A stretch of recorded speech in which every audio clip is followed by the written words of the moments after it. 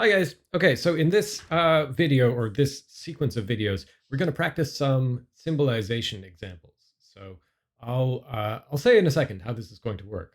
Um, but okay, the kind of problems we're working on here are ones where you are given a sentence or later on an argument in English, and your task is to symbolize it in TFL. So let's get right into the examples. So here is a first example. Suppose you're given this sentence: should Senator Ervin run again, he would be a formidable opponent. And you're told, symbolize this in TFL. Okay, whenever you're symbolizing a sentence in TFL, there are two things you need to provide. You need to provide a sentence of TFL uh, that is true in just the circumstances in which the original English sentence is true. And you have to provide what we call a symbolization key. So remember back to last lecture, I told you the vocabulary of TFL has three kinds of symbols. We have brackets, we have the five connectives, and we have capital letters that stand for atomic sentences. When you're symbolizing an English sentence in TFL, you need to say which capital letters you're using to stand for which atomic sentences in English. So in the examples I'm going to work through here, I'll give you the symbolization key. I'll tell you what the atomic sentences are. Um, I'll pick letters to stand for them. And then your job is just going to be putting those things together with connectives in order to accurately symbolize the original English sentence. But just to give you some guidelines in general, usually, when you need to come up with your own symbolization key, what I think is generally a good strategy to start with is so start by looking for connectives. Look for things that look like logic-y structure words. So in this case, maybe something like should blank happen, then something else would happen. That suggests a certain kind of connective. I won't say which, because that's what I'm about to ask you in the multiple choice part.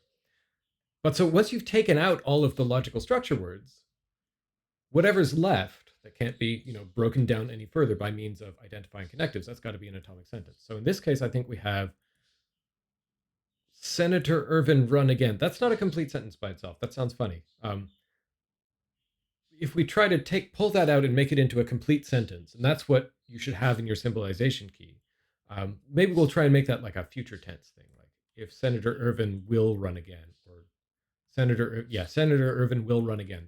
That could be a complete sentence. So maybe I'll use the letter R to stand for that. In general, you can pick whatever capital letter you want to stand for your atomic sentences. Some people find it easy just to use A, B, C, D, just start from the beginning of the alphabet. Sometimes it's easier to use something that stands for something you'll remember. So like R for run again. And then what's left? So we had a logic-y word. This looks like our sentence R. And then we end with, he would be a formidable opponent.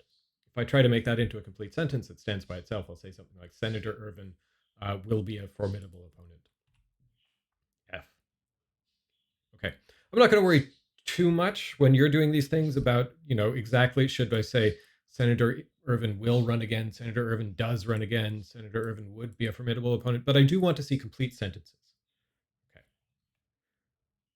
So, all right, I'm giving you this key. We have two atomic sentences. R, Senator Ervin will run again, and F, Senator Ervin will be a formidable opponent. Now the question is, how should I put those atomic sentences together with some connectives to accurately symbolize the original English sentence? I'm going to give you four options. This is a multiple choice question. So option A, F arrow R. Option B, R arrow F. Option C, R double arrow F. Option D, not F, double arrow R. Okay. What we're going to do now, and what we're going to do in the rest of this playlist, I'm going to end the video. There are going to be links in the end screen and in the description to videos taking up each of these answers. So I want you to stop, think for yourself, what's the right answer here, and then click on whichever video corresponds to that. And when you go there, I will either tell you that your answer is right, and maybe a little bit about why, or I will tell you that your answer is wrong and try to explain why. And then there will be a link to the next video in the playlist, which will be the next question. Okay, so figure out what you think the right answer is and click the link. See you in a second.